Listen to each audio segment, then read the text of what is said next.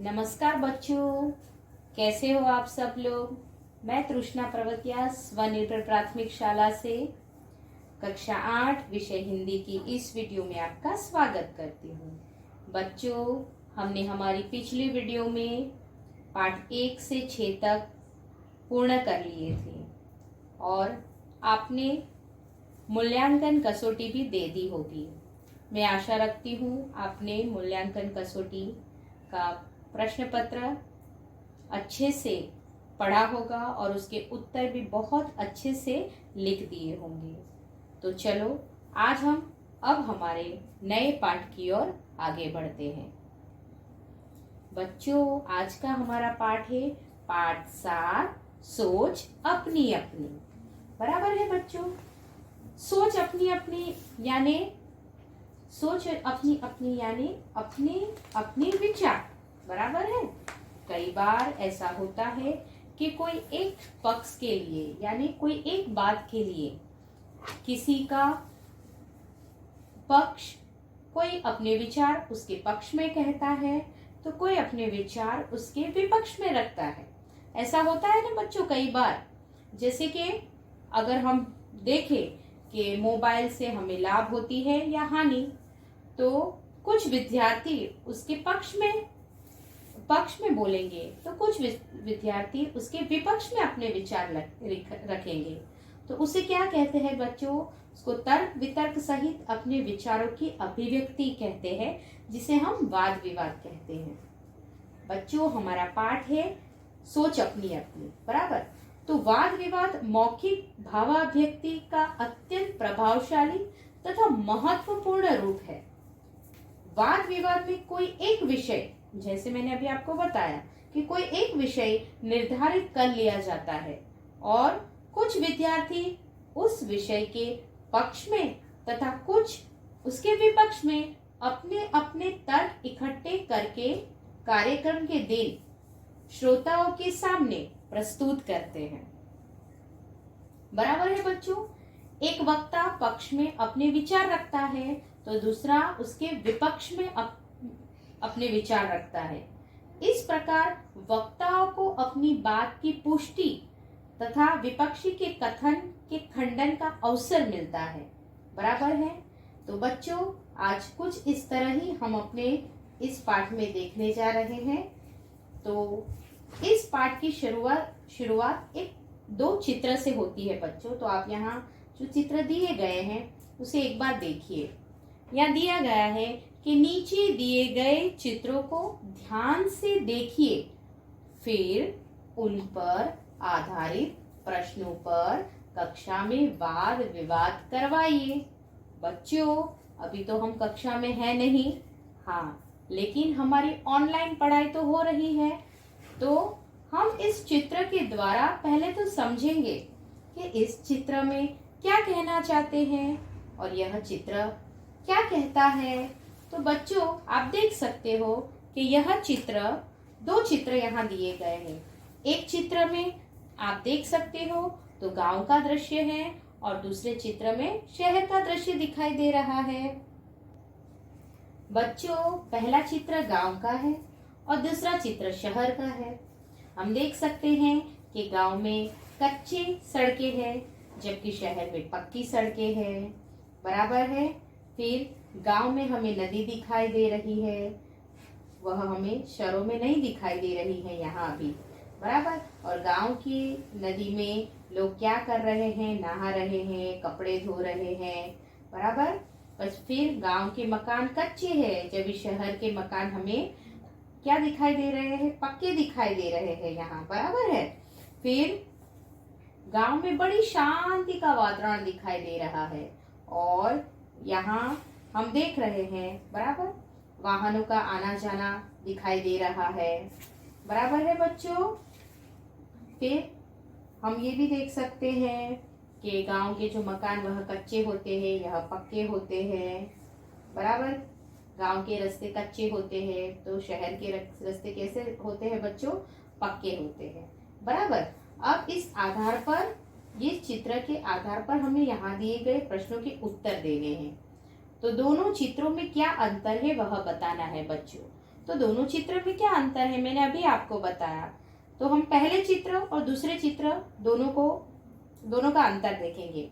तो लिख सकते हम कि पहला चित्र जो है वह गांव का चित्र है, फिर उसके सामने यह एक दूसरा जो चित्र है बराबर वह क्या है, शहर का चित्र है। फिर गांव के रास्ते कच्चे हैं, शहर के रास्ते पक्के हैं, मकान कच्चे हैं गांव में, तो शहर के मकान पक्के हैं। यहाँ वाहन नहीं दिखाई दे रहे हैं और यहाँ वाहन दिखाई दे रहे हैं। गांव में घर छोटे छोटे होते हैं, जबकि शहर में बड़ी बड़ी इमारतें होते हैं। बराबर है बच्चों, यह हम देख सकते हैं। और यह भी देख सकते हैं कि गांव के जो लोग हैं उन्होंने सादे पोशाक पहने हुए हैं, जबकि शहर के लोग आधुनिक वेशभूषा में हैं। बराबर। फिर हम दूसरा क्या देख सकते हैं बच्चों इस चित्र में कि वाहनों के कारण यहाँ हमें शहर में शोर सुनाई दे रहा है, जबकि गांव में बड़ी शांति का वातावरण दिखाई दे रहा है। तो इस तरह से आप पहले प्रश्न का उत्तर लिख सकते हो। दूसरा है गांव तथा नगर के जीवन में क्या अंतर है और तुम्हें कौन सा रुचिकर लगता है, क्यों। बच्चों यहाँ आप अपने हिसाब से लिख सकते हैं कि आपको अगर गांव का जीवन अच्छा लगता है तो बराबर गांव तथा नगर के जीवन में क्या अंतर है पहले तो यह बताना है। उसके बाद आपको कौन सा जीवन अच्छा लगता है, गांव का या नगर का, और क्यों। बराबर है बच्चों। तो इस तरह से आप अपना प्रश्न के उत्तर लिख सकते हो। आप लिख सकते हो कि गांव के जीवन में सादगी सरलता है, किसी तरह की बनावटी नहीं है। बराबर। लोग शांति से अपने काम करते हैं, नदी कुएं का पानी पीते हैं। बराबर। नगर के जीवन में तड़क भड़क और बनावट अधिक होती है। लोग आधुनिक और फैशनेबल कपड़े पहनते हैं, वे पक्के मकानों में रहते हैं। बराबर। वे नल का पानी पीते हैं। नगर की सड़कों पर वाहनों का हमेशा शोर रहता है। लोग दुकानों, बैंकों और दफ्तरों में काम करते हैं। बराबर। लोगों का जीवन प्रकृति से बहुत दूर होता है, जबकि गांव का जीवन प्रकृति से बिल्कुल नजदीक होता है बच्चों। अब हमें बताना है यह लिखने के बाद कि आपको कौन सा जीवन अच्छा लगता है, क्यों। तो आप लिख सकते हैं कि नगर के जीवन में अनेक दोष है, फिर भी मुझे यहाँ रहना अच्छा लगता है ना बच्चों। शहर में रहना अच्छा लगता है, लेकिन हो सकता है कि गांव में रहना भी अच्छा लगे, तो आप गांव के बारे में भी लिख सकते हो। बराबर। अगर आप लिखते हो कि मुझे नगर का जीवन अच्छा लगता है, बराबर, तो फिर क्यों अच्छा लगता है वो बताना है। तो हम ये लिखेंगे कि यहाँ के लोग शिक्षित और प्रगतिशील होते हैं, नगर में अच्छे स्कूल और कॉलेज होते हैं। बराबर। अनेक संस्थाएं, पुस्तकालय आदि व्यक्ति की योग्यता बढ़ने से सहायक होते हैं। उन्नति के जितने अवसर नगर में हैं, उतने गांव में नहीं है। मुझे नगरीय जीवन ही रुचिकर लगता है। इस तरह से आप प्रश्न का उत्तर लिख सकते हो बच्चों। क्या तालाब का जल पीने के लिए योग्य है? यदि नहीं तो क्यों। हम यहाँ देख सकते हैं बच्चों कि तालाब में सब लोग, कोई नहा रहा है, बराबर, तो कोई कपड़े बर्तन कर रहा है। बराबर है। तो क्या तालाब का पानी पीने के लिए योग्य है? यदि नहीं तो क्यों। तालाब का जल पीने के लिए योग्य नहीं होता है, क्यों। तालाब चारों ओर से बंद होता है, उसमें चारों ओर से बाहर से धूल मिट्टी गिरती है, पेड़ों के पत्ते आकर गिरते हैं। लोग तालाब के किनारे, यहाँ हम देख सकते हैं, कपड़े धोते हैं, जानवरों को नहलाते हैं। ये सारी गंदगी क्या तालाब के अंदर जल को दूषित कर देती है। यह दूषित जल पीने से हैजा, पैचिस आदि तरह तरह की जानलेवा बीमारियां होने की पूरी संभावना होती है। इसलिए तालाब का जल पीने के योग्य नहीं होता है बच्चों। बराबर है। अब हम आगे देखते हैं।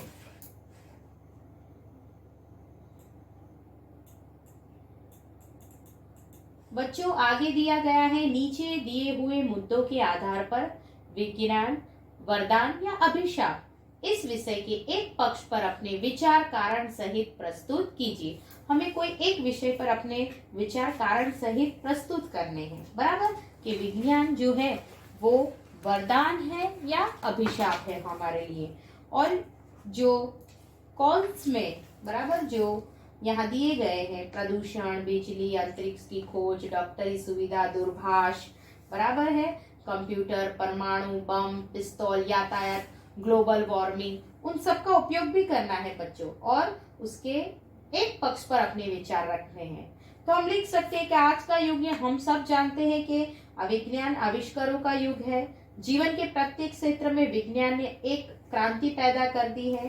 प्राचीन काल में असंभव समझे जाने वाले तथ्यों को विज्ञान ने संभव कर दिया है। विज्ञान ने हमारे जीवन को कितना सुखी बना दिया है। सच बात है बच्चों, यह कहने की आवश्यकता तो नहीं है।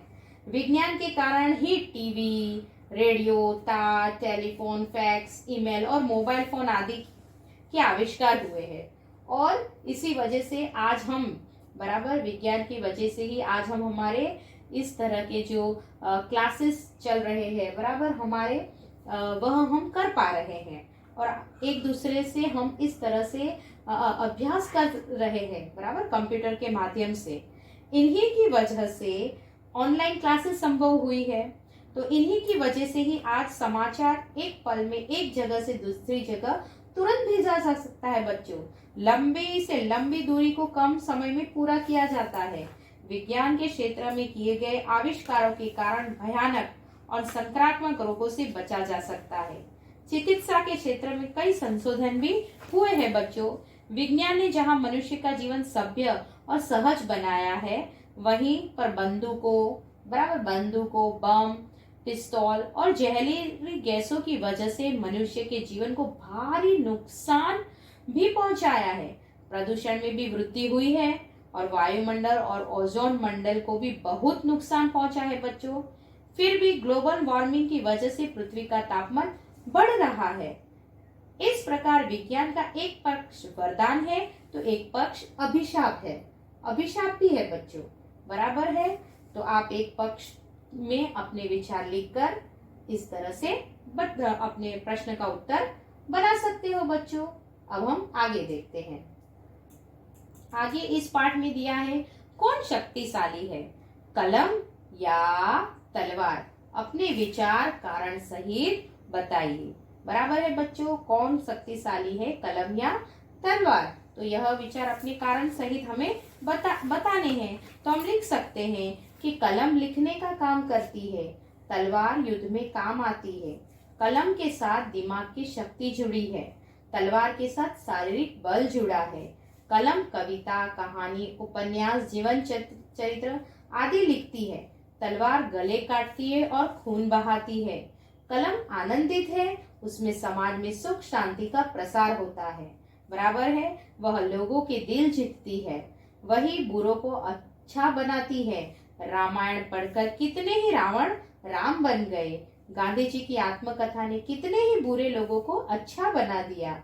व्यास, वाल्मीकि, कालिदास, तुलसीदास, रविंद्रनाथ टैगोर, शेक्सपियर आदि कलम के कारण मरकर भी अमर हो गए। कलम ने कई सिंहासन पलट दिए। फ्रांस की राज्य क्रांति रूसो, वाल्टियर की कलम की ताकत से ही हुई थी। तलवार रक्षा का साधन जरूर है, पर उसकी शक्ति कुछ समय तक ही रहती है। कलम की शक्ति युग युग तक छाई रहती है। इसलिए मेरे विचार से तलवार की अपेक्षा कलम ही अधिक शक्तिशाली है। बराबर है बच्चों। तो इस तरह से आप इस प्रश्न का उत्तर भी लिख सकते हो। आगे देखते हैं।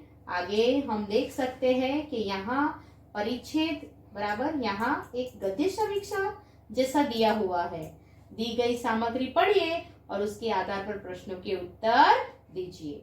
बच्चों, यह आपको पूरी सामग्री अच्छे से पढ़नी है और प्रश्न के उत्तर लिखने हैं। यह आपका गृह कार्य है। आप सीख गए हो ना अब तो कि गद्य समीक्षा दी गई हो या कोई माहिती दी गई हो तो उसमें से उस पर से प्रश्न के उत्तर किस तरह लिखने हैं, तो यह आपको अपने हिसाब से लिखना है। मैं अपने ग्रुप में लेखन कार्य तो रखूंगी, मगर आपको अपने हिसाब से भी थोड़ी बहुत तैयारी करनी है। आगे देखते हैं बच्चों। प्रश्न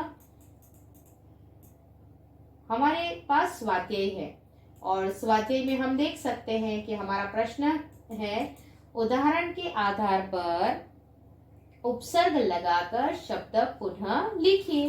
बच्चों, हमने उपसर्ग और प्रत्यय बराबर दोनों को बहुत ही अच्छी तरह से व्याकरण विभाग में देखा था और समझा था, और उसके आधार पर आप उपसर्ग और प्रत्यय तो समझ ही गए होंगे बच्चों। यहाँ दिया गया है कि उदाहरण के आधार पर उपसर्ग लगाकर शब्द पुनः लिखिए। बराबर, यहाँ दिया गया है शब्द वी, प्र, अ, दूर, अध, नीर और गैर। यहाँ एक उदाहरण भी दिया गया है भिन्न। बराबर, भिन्न के आगे वी जुड़ने से वह बन जाता है बच्चों, क्या बन जाता है वह? विभिन्न। बराबर है। वैसे ही आगे देखते हैं, देश के आगे वी जुड़ने से वह बन जाएगा विदेश। बराबर है। पका लिखा है, उसके सामने अध, अध अगर हम रखेंगे तो वह बन जाएगा अधपका। गम के आगे दूर रखने पर वह हो जाएगा दुर्गम। बराबर है। योग के आगे प्र लिखने से वह बन जाएगा प्रयोग।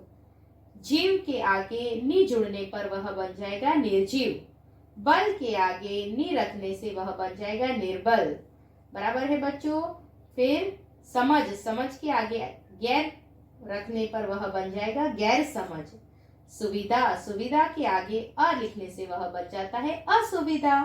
और वांछित, उसके आगे अ जुड़ने से वह बन जाता है बच्चों अवांछित। बराबर है। अब हम आगे देखते हैं।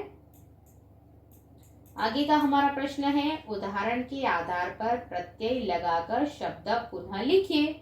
बच्चों, हम प्रत्यय को भी व्याकरण विभाग में देख चुके हैं, तो आप देख सकते हो यहाँ उदाहरण दिया है नियत, और उसके साथ इत जुड़ने पर वह बन जाता है नियमित।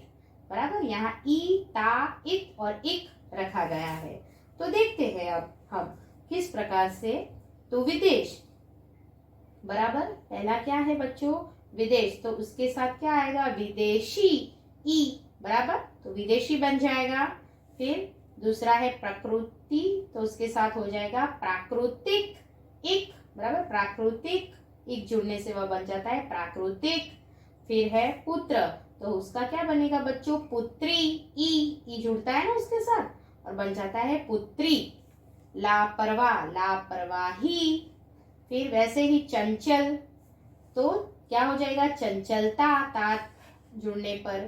फिर है यंत्र, तो यांत्रिक, इक। बराबर, मानव, उसके साथ ता जुड़ने पर वह बन जाता है मानवता, और हंस का हो जाता है हंसी। बराबर है बच्चों। अब आगे देखते हैं प्रश्न 3। प्रश्न 3 हमारा है, चित्र के आधार पर काव्य की रचना कीजिए। बच्चों, यहाँ चित्र आप देख रहे हो कि चित्र में एक लड़की है, उसके सामने एक घड़ी है। बराबर, और वह घड़ी लगी दीवार पर टिक टिक करतू चलती है। अब हमको उसको आगे बढ़ाने बच्चों, आप अपने हिसाब से भी काव्य की रचना कर सकते हो। बराबर, टिक टिक करतू चलती है, दिन हो चाहे रात हो, जाड़ा या बरसात हो, कभी नहीं तू रुकती है। इस तरह से आप काव्य पंक्ति, बराबर है बच्चों, इस तरह से आप काव्य पंक्ति लिखकर काव्य की रचना कर सकते हो। अब हम आगे देखते हैं बच्चों। प्रश्न 4 है हमारा, देश की उन्नति, विकास एवं रक्षा के लिए आप क्या बनना चाहेंगे? किसान या सैनिक? कारण सहित अपने मित्र को पत्र द्वारा बताइए। बच्चों, हमने हमारे पत्र लेखन विभाग में देखा था कि पत्र किस प्रकार से लिखते हैं, और उसकी शुरुआत कैसे करते हैं, उसका अंत कैसे करते हैं। तो इस पत्र में आपको बताना है कि आप किसान या सैनिक, बराबर, किसे? तो देश की उन्नति एवं विकास के लिए आप क्या बनना चाहोगे? किसान बनना चाहोगे या सैनिक? अगर किसान बनना चाहते हो तो उसका भी कारण आपको बताना है, अगर सैनिक बनना चाहते हो तो उसका कारण बताकर अपने मित्र को पत्र द्वारा बताइए। यानी अपने मित्र को पत्र द्वारा आपको बताना है, यानी अपने मित्र को पत्र लिखना है बच्चों। बराबर है। भाषा सज्जता, भाषा सज्जता में आप देख सकते हो बच्चों, निम्नलिखित वाक्यों को पढ़िए और समझिए। तो चलो पहला वाक्य पढ़ते हैं। निधि बहुत काम करती है। बहुत के नीचे लाइन खींची गई है। रुद्र बहुत हंसता है, तो बहुत के नीचे लाइन खींची गई है। दिव्येश और चिराग बहुत घूमते हैं, वहाँ यहाँ भी बहुत के नीचे लाइन खींची गई है। जूही और रिया ने बहुत खरीदारी की, यहाँ भी बहुत के नीचे लाइन खींची गई है। मुझे आज बहुत खुशी है, यहाँ भी बहुत के नीचे लाइन खींची गई है। कल सविता बहुत हंसी थी, तो यहाँ भी बहुत के नीचे लाइन खींची गई है। बच्चों, आपने देखा होगा कि सभी वाक्य अलग अलग प्रकार के हैं, लेकिन सभी वाक्यों में बहुत एक समान ही है, बराबर, उसमें कोई परिवर्तन नहीं नजर आ रहा। तो ऊपर दिए वाक्य पढ़ने से पता चलता है कि रेखांकित शब्द बहुत में कोई परिवर्तन नहीं हुआ। लिंग, वचन, काल बदलने पर भी क्या होता है, उस शब्द में कोई परिवर्तन नहीं हुआ। आगे देखते हैं बच्चों। जिन पदों के रूप, लिंग, वचन, काल या कारण के कारण नहीं बदलते, बराबर, अर्थात जो सदैव एक से बने रहते हैं बच्चों, उन्हें अव्यय कहते हैं, कहा जाता है। जिनमें व्यय न हो, अर्थात विकार या परिवर्तन न हो, उसे क्या कहते हैं बच्चों, अव्यय कहते हैं, बराबर है बच्चों। तो हम कैसे याद रखेंगे, तो जिन पदों के रूप, लिंग, वचन, काल या कारक के कारण नहीं बदलते, अर्थात सदैव एक से बने रहते हैं, उन्हें अव्यय कहते हैं। तो ऐसे तो बहुत सारे शब्द है बच्चों, जैसे और, तथा, अथवा, या, वह, कल, अधिक, धीरे धीरे, ऊपर, नीचे, पर, तेज, बराबर, यह शब्द क्या है, अव्यय है, जो कभी भी बदलते नहीं है, बराबर। और देखते हैं बच्चों, निम्नलिखित वाक्यों को पढ़िए और उनमें प्रयुक्त गाढ़े शब्दों पर ध्यान दीजिए बच्चों। एक लड़का धीरे धीरे चल रहा है, तो यहाँ गाढ़ा शब्द कौन सा है, धीरे धीरे। एक लड़की धीरे धीरे चल रही है, तो यहाँ भी गाढ़ा कौन सा शब्द है बच्चों, धीरे धीरे। कुछ लड़के धीरे धीरे चल रहे हैं, तो यहाँ भी काला शब्द कौन सा घेरा है, धीरे धीरे। बहुत सी लड़कियां, यहाँ भी धीरे धीरे चल रही है। मैं धीरे धीरे चल रहा हूँ, हम धीरे धीरे चलेंगे। बच्चों, उपयुक्त वाक्य में, बराबर, उपयुक्त वाक्य में प्रयुक्त धीरे धीरे शब्द ऐसा शब्द है जिसका प्रयोग पुल्लिंग, एक वचन कर्ता, स्त्रीलिंग, बहुवचन और अंतिम विधान में काल परिवर्तन हुआ है, फिर भी धीरे धीरे शब्द में कोई परिवर्तन नहीं होता है। अंततः धीरे धीरे जो है वह क्या है, अव्यय है। अब आप समझ गए होंगे ना बच्चों कि जिन पदों के रूप, लिंग, वचन, काल या कारक के कारण नहीं बदलते, अर्थात सदैव एक से बने रहते हैं, उन्हें अव्यय कहा जाता है। अव्यय शब्दों की सूची अभी मैंने आपको ऊपर बताई और यहाँ भी दी गई है। और, तथा, अथवा, या, वा, कल, अधिक, धीरे धीरे, ऊपर, बराबर, यह शब्द, ये जितना भी शब्द है वह अव्यय है, बराबर है। तो अब हम उसके आधार पर इन वाक्यों को देखते हैं। तो उसके आधार पर यहाँ वाक्य है, निम्नलिखित वाक्यों में से ऐसे पद ढूंढिए जो अव्यय है बच्चों। तो अब हम देखते हैं, अब आपको आ जाएगा, मैंने आपको भी समझाया ना कि अव्यय किसे कहते हैं, तो उसके आधार पर हम वाक्य देखते हैं बच्चों, बराबर। तो उसके आधार पर है, पहला है, उमंग और स्मित घर चले गए, बराबर है बच्चों, हाँ बराबर है। तो इसमें अव्यय कौन सा है, और, मैंने ऊपर भी अभी आपको बताया ना अव्यय शब्दों की सूची, और जो है वो क्या है, अव्यय है। तुम्हें अपने जन्मदिन पर कैमरा चाहिए या मोबाइल फोन, हाँ बच्चों, यहाँ अव्यय कौन सा है, या, बराबर, क्या कौन सा है, या। मैंने अभी आपको शब्द की सूची में यह शब्द भी बताया था।